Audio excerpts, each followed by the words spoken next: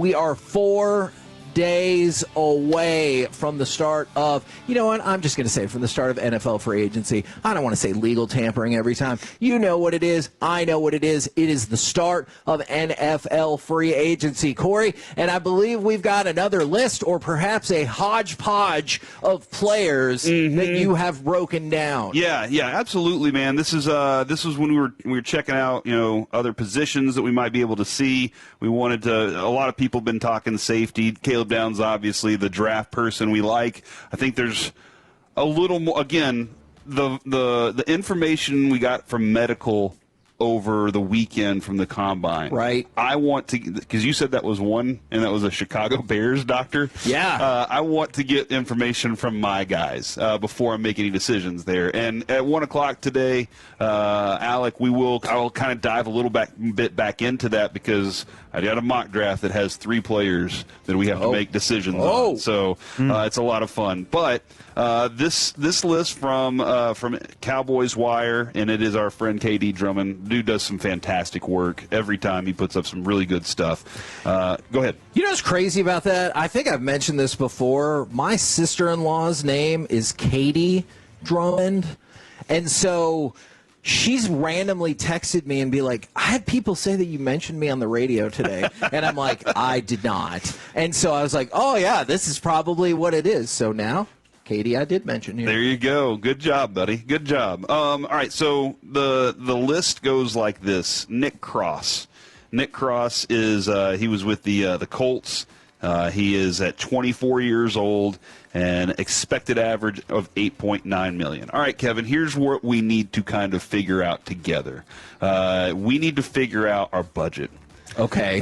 Because we've kind of been throwing around a lot of players, and I've been putting everybody around $10 to $12 million and saying, yes, sign them. Yes, sign them. Right. And I think, with what the Cowboys have done so far, they rolled those the budgets on Tyler and Dak and CD, and that opened up enough to get them around $7 million underneath the cap.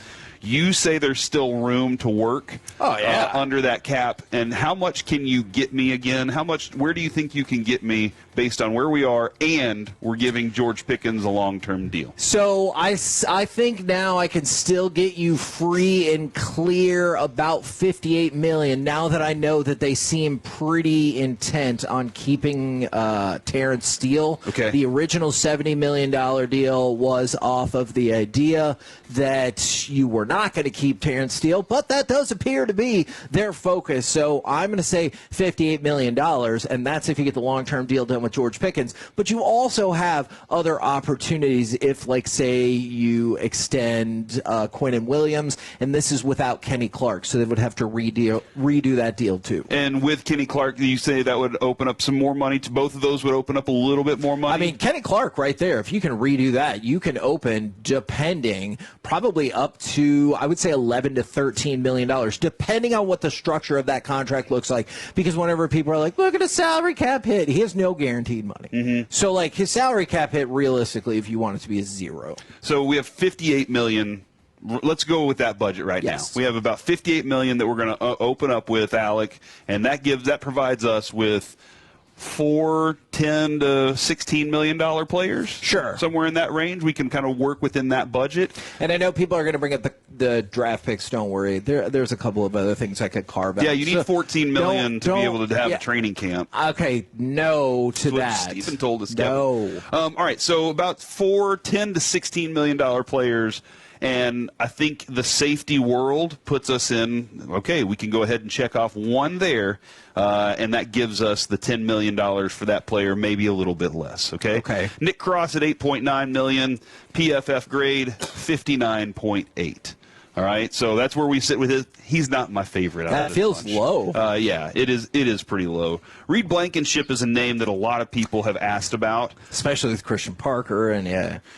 that makes a lot of sense. It's a guy that understands Christian Parker's system, plays well within it, and some people keep saying, hey, please don't take Reed Blankenship from us. Which is what you want to hear yes. from Eagles fans, just like they said, don't, when opposing fans were like, don't take Christian Parker. Yeah. That feels like a good thing. Now, that being said, he has a PFF of 42.6. Kevin, that doesn't matter to me whenever I watch him play.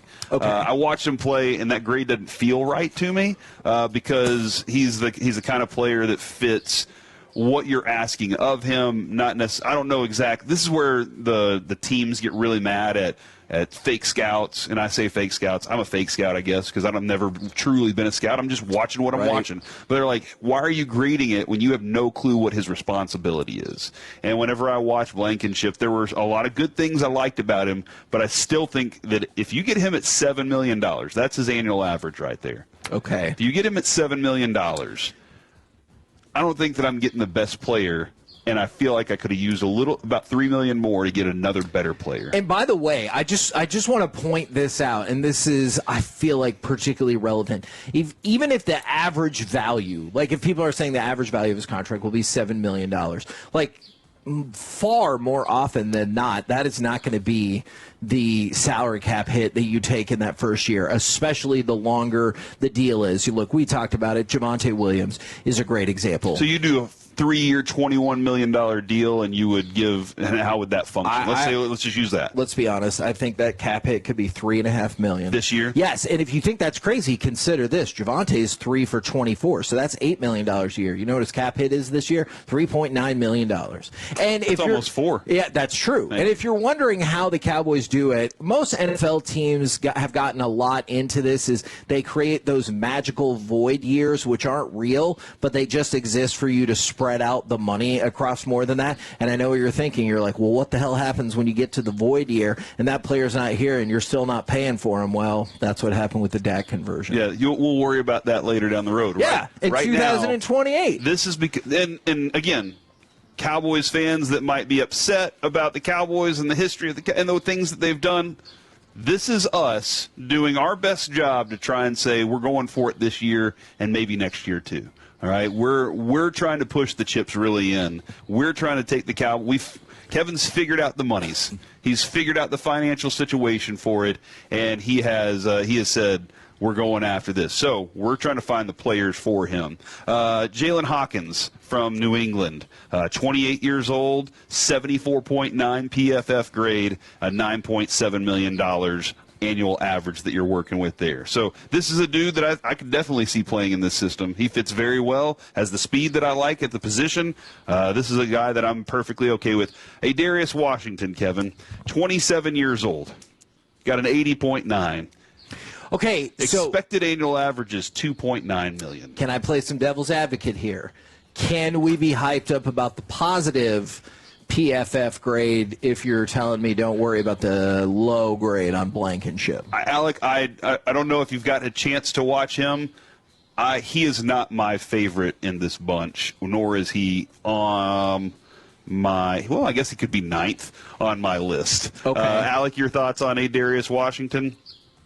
I loved him out of college. I really did. TCU guy, local kid, extremely athletic, and the comeback story is awesome, too.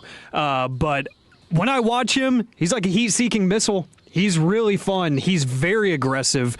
I would take the chance on him just because I don't know how many other people in the league are going to. Mm-hmm. When it comes to what he just said about the aggressiveness, Kevin, when I watch Baltimore and watch their defense, there were some times where I felt like that was one of the problems. They were a little too much going aggressively into things, and that's why they got beat, deep a lot of times. Their run defense was atrocious last year. They had a really hard time defensively. I'm not blaming it all on him. Sure. He did play well within the system, but there was a little bit of, was that your responsibility? I think here's the thing. I've watched a number of defensive breakdowns this offseason of the Seattle Seahawks, the Vic Fangio defense, and a couple other defenses. And one of the things I'm finding more and more about these is these schemes are built a certain way, but you have to have intelligent, smart disciplined players within them. If you have players that are headhunting or going out and finding ways to get their stats, the defense won't work. And it's very good. The Mike McDonald defense is brilliant. You take a look that you have, and all of a sudden you drop this into a cover 3 deep. So you're not just saying we're just covering this section of the field. We've pushed everything back 20 yards deep, and we're covering it a different way than the quarterback expected, plus we're getting the push up front. Like, you have all these different ways that these defenses are doing it, but they all have to work and engage together, and their responsibilities, if you are out of place, it screws some things up because of the way that the zones are built. So you have to make sure you don't have dudes that are out on their own mission. Unless the team knows that dude's going to make a play, we have to do our jobs too.